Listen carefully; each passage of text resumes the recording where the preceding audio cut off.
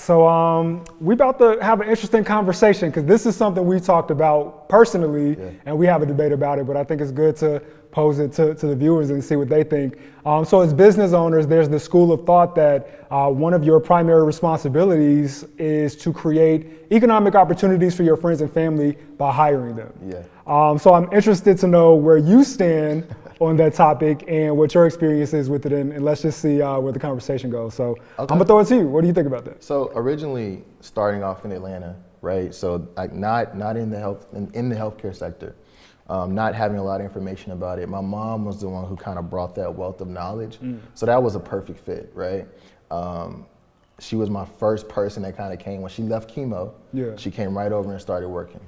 It was truly a blessing for me because that was a $100,000 employee that I was able to bring on, and she was just taking, So let me pause right there, right? So this is your mom coming to work for you? Yes. Okay, so now that's an interesting dynamic. It is. I would imagine. It's an interesting thing, but there's still, what made it so interesting was because, yes, that is your employee, right? But there's still the respect of, this is my mom. So there are things, no, seriously. So if it's like a Tuesday, right, and it never really got to that point, but I could see how it could become problematic for someone who's like, Mom, I need you to be here at 6 a.m. Now on the flip side, I'm just gonna say it. Like, I have hired family where I'm like, can you get here at 8 o'clock? And they get there at 9 o'clock every day. And I'm like, I've already hired this person. I kind of need to let them go, but do you do that, right? If you can afford to keep them, do you let them go? It's not the best business sense, right? But there's this space in your mind where it's like, emotionally, I cannot just let them go. So I got a lot of follow-up questions there, right? So you mentioned your mom, right? She's super valuable role. Extremely. She's filling. Did you pay her what she was worth in the market, or did you look at it and with her blessing, like, oh, this is actually an opportunity to save money in a business, right? Over time, right? So you get to that point, but starting off, no. So market-wise, maybe 110. She probably took, I think, 45, 50.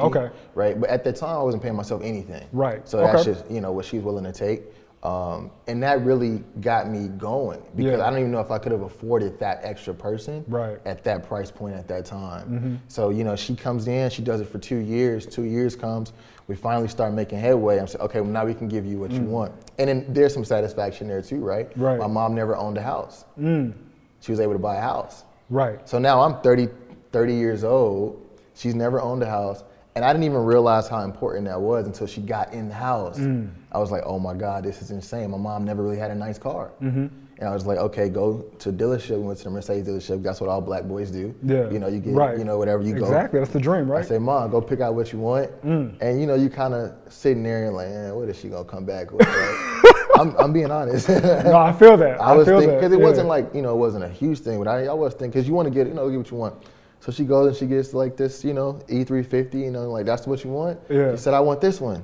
I said, go tell the guys what you want. I call them back, gets it shipped to the house. And I'm like, that was the thing. But her coming on early definitely saved me. So that's a beautiful thing, right? So your mom comes on early, basically takes a pay cut, is being underpaid, but is super valuable in helping you grow the business to a point where you then create this new economic opportunity for her, right? She's able to buy a house. She's able to buy a nice car. That's beautiful, right? On the flip side, you mentioned I've hired family that I don't think people should do. What I will say, it's not the worst thing to hire family. It is bad to hire family until you've gotten to a certain point where that role is not necessarily extremely significant to your business. So when you first start off, you're probably hiring most of your high-level people, a few sprinkle smalls positions here and there, but for the most part, you're hiring your people who oversee everything, kind of go into the trenches and get things going quickly. So when I brought some people on that was family or close friends, I brought them on too early. I just brought them on too early. So if I had waited maybe now or even 2 years, I would have been like, okay, this would have been okay. And I would have been comfortable with it because there were some nights I would go to sleep like, I'm paying this person to do job A. I'm having to do job A, but I'm paying you to do job A. So it becomes frustrating. At that point, it's like, I might as well just give you money, right? But on the worst part about it is it messes up your relationship with that person. Because you should never hire someone that you can't fire. That's exactly how I feel. That's my motto, and that's why I've always been like, No, I will not. I have a rule. I do not hire friends or family. I have so many of people who want to work at Blavity, right? People, people that I know, family, and they would be good in the roles, right? Like I could think of a couple of people. I'm like, oh, you would actually be a good fit for this role, but to me, I was like, I can't do it because I never want to, one, ruin a personal relationship over business, but then two, sometimes it doesn't make business sense where if you are paying somebody and they are not doing the job, but you can't fire them. So essentially that's like, dead weight in the sense, then you're impacting the business. Yeah. And oftentimes, like, I don't want to even frame it as family's incompetent and you're just doing them a favor. Sometimes it's the blurring of those lines. Absolutely. Right, where you have people who you have a certain rapport with, and then if you are then their boss and they report to you, then it's hard for me as someone with all kinds of social anxiety. It's hard for me to be like, oh yeah, we was like kicking it last night, but then like the next day is like, hey, like did you fill out those reports that I needed, or I need you to go do X, Y, and Z. Like it just feels awkward because I don't know how to naturally navigate between those worlds. So it's just easier for me to just say like, no, I'm not. I think that's a huge thing because at least at work, when you finish at work, it's over with. If you work with family members, bad week, you really did a terrible job, you didn't reach your quota, now I gotta go to Thanksgiving dinner with you? Yeah. That's not gonna be a pleasant Thanksgiving dinner for me. Facts. Or for you. Facts. Right, because I'm gonna be frustrated, I'm not gonna be over it, I'm always thinking about work, and now I have to sit here and play, and I don't play that game well, right? I don't hide that well. So I could definitely see why someone wouldn't do it, but I also say though, we do have, the world has made it, and I agree with this, where we do have an obligation to give back to as much as we can. Right. Because at some point, like the excess is just that, it's just excess. Like how much stuff do you actually need? Like how much you adding to your personal bank account versus like helping out, giving back, and being able to function within a role as long as it's not too early. Now yours is different though, right? Okay. Because I think a lot of people can go into media and learn it and figure it out, and because your business is so much bigger, right? Like you guys have kind of expanded to this large scale. Do you still think it's impossible to bring someone on, even if it's in a small role? They don't need to be CEO or anything, right? Can you bring someone on and say, hey, I've known you for 20 years. I actually need someone to sit at the desk in front of me and just kind of catch my calls. Like, could you do that now? So here's the thing for me. One, certainly I can never bring somebody on that reports up to me either directly or indirectly, because I think that's a conflict of interest, period, right? Especially as the company has scaled now, we have like real HR policies in place and all of that, right? So I get what you're saying about early on, it's harder, right? Because there's no buffer. But even at a bigger company, even with the buffer in place, that to me, that still doesn't insulate me from that conflict of interest, right? So that's one part of it. The other part of it is you mentioned this responsibility, which I agree with. I think that we do just, not even just as entrepreneurs or business owners, but as people in general, especially coming from where we came from, we got a responsibility to give back, right? Because we benefited so much from people helping us that we have that responsibility. What I've done that I find works for me is that if I know somebody in my family or a friend that has a certain skill set, so like let's say that they're good at marketing. Okay. Right? Okay, it's like, okay, cool, you want to come work at Blavity and you want to be a social media manager, you want to be this. Instead, what I would tell them is like, hey, actually start your own business, right? Start your own company, and one of two things. One, I will either invest in you, or two, you can be a vendor. Blavity, you can be somebody that Blavity does business with from a vendor standpoint. Because to me, then it is less of that person being a part of the work family, so to speak, and more of them, hey, you are your own business, so you are defining your own criteria for success, and if you succeed or fail is on you. It isn't on me per se, and you're not solely dependent on me and my company for your success, right? And so I view that as teaching somebody to fish instead of giving them the fish. That's kind of how I reconcile it in my mind. What about people who don't want to do that, right? Like there's some people who just say, like, I just want to make $30,000, $40,000 a year. Right. Not even, right? Because it's not even about the price of it. Yeah. But that's a lot of work. Because think about what goes into starting your own business. You got to start your own business. Yeah. You have to get your stuff You got to format your business. You got to get all that together, your articles, all that stuff. Yeah. But then you got to go out and get an accountant, an attorney, or you can use LegalZoom or whatever. Right. You need to get a QuickBooks system. Like, that's a lot to do, right? Some people don't want to do all that. I would say for the average person, I don't think they would want to do all that. Right, so what do you say to that person when you say, hey, is it just too bad? Or what do you do to that? That's a good point. And that's why I get to the point where it's like, I would just rather give you money than hire you.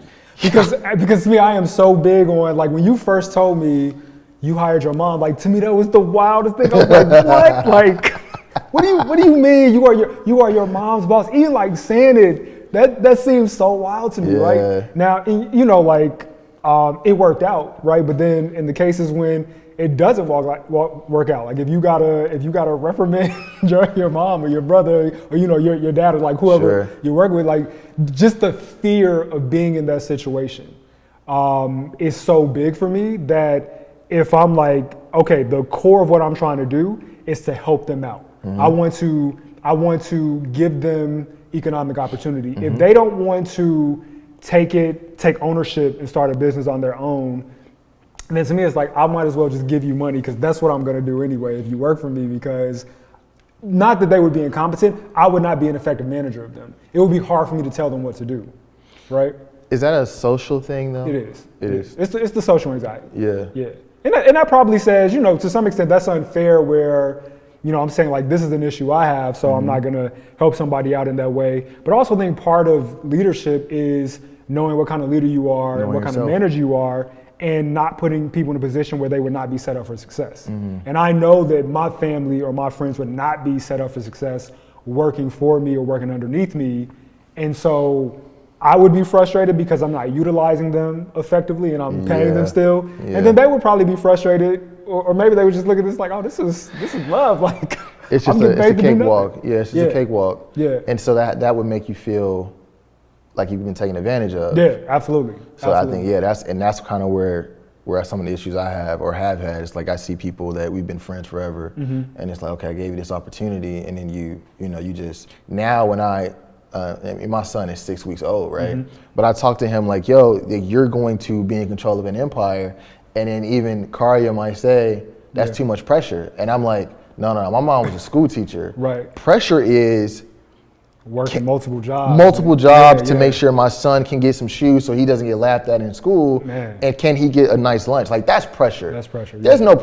We don't have the same type of pressure. Like, people have to really cut that out. Like, it's not the same type of pressure. It's like, yes, I lose sleep, but it's a choice. So you mentioned your son, right? 6 years old and just the 6 weeks. 6 weeks, not 6 years. 6 weeks. Oh, I wish it was 6 years. Well, I was about to say, I wish. 6 weeks old and you already telling him what his job is. So No, seriously. I'm putting that on him so you understand. It's like, when you're able to talk, I'm not interested in you learning the Pythagorean theorem. That's not a. You ain't gonna use it in life. Yeah. Look, and I just say this. I hope you don't mind. If you want to be number 2 in my high school class like Jeff was, that's cool, right? That ain't my thing. It never was my thing, and I'm not gonna hold my son to that standard. Like that's a lot. Like, I feel you. I watched that. That's a lot. I feel you. But he is gonna know. Like, you're gonna understand accounting. You're gonna understand finance. You're gonna understand setting money aside. Even now, we talk about his IRA, and I'm talking to Karia about it. I'm like, okay, we have this. You don't have to put a lot in there every month. It could be $300-$400 a month. Right. But because he's so young, by the time he's 20 years old, he's a millionaire. Interest, and it's continuing to compound. Well, that's interesting, because the point I was going to make there is, like, we have this conversation about hiring family. Yeah. And certainly, like, with your parent, that's a different dynamic. Absolutely. With your siblings and cousins, like, that's more of an equitable dynamic, which is probably easier to manage. Yeah. But your son, right? Yeah. So you, in your mind already, is like, you're going to hire your son. Like, you've already decided that. By the time he's 6 weeks, right? By the time he's 23, 24 years old, I shouldn't have to think about hiring him. Like, he'll just walk right in. It should be part of his DNA. It should be innate at that point, because we've trained him to become what we need him to become, right? Yeah. So when he becomes that, he can just walk right in, and we'll know it, we'll see it, because we know what it looks like now. And there are actually some economic benefits to having your kids on payroll. $12,900 a year. My son works. My son works, man. Look, I'm serious, because now we did the Life is Precious brand. He's our baby model. Man, I'm telling you, he gets $1,000 a month, right? Because that's his actual job, tax free. Beautiful. Why would you not hire him? Yeah. I can find a job for you. Uh-huh. Now, if you don't do that job, you're gonna have some issues. And I may make it to the point where if you don't work, you don't eat. Yeah. I can afford to do, like I might literally do that, right? Because I want to teach them early, like you can't. But you hit on a real point, right? Like for people who are thinking about, who have kids, and you know there's some economic benefits to it. And so I think this is an interesting conversation. I'm glad we've had it, because really it isn't like a hard and fast rule. It isn't like it's just like, oh, you never hire family or you do hire family. Right. I think a lot of it depends on the person. It depends on the context of it. It depends on the relationship. It sounds like that is what helped you establish a core part of your company culture, but also what sets you apart from other people in the space is just that level of compassion. Yeah. Right. The fact that, you know, you do view your team as family. They are right? family. Yeah, absolutely. You know, like you were telling me, the way you all communicate, like you all have like this gigantic group text Yes. chain, right? And Yeah. so like that's super informal. Yeah. That's like families have that, friend groups it's have very that, where it's informal. like y'all aren't, it's not like an email chain, it's a text chain. Yeah, Because it's y'all- very, very informal. Yeah, it's serious. Yeah. And so I think that's, you know, I think that's a good point. It's like, you know, hiring friends and family, when the company truly feels like family, then those dynamics may naturally just blend together, right? Yeah. So that's cool, man. You know, thank you for sharing that perspective. I won't say you've totally convinced me, but you've given me a lot to think about. So, you know, I know that if I ever fall on hard times as a friend of yours, Oh, no. I'll always have a job, right? You also have a certain set of skills that someone should be willing to pay for. Oh, you gonna really put me to work? Oh, hell I yeah. can't just come in and smoke? No, hell no. Cool, man. You can work, but no, man, I appreciate it. Awesome, man. Appreciate it. So that was dope. I think that's a good topic. So thank y'all for tuning in, and we'll catch y'all next time. Peace.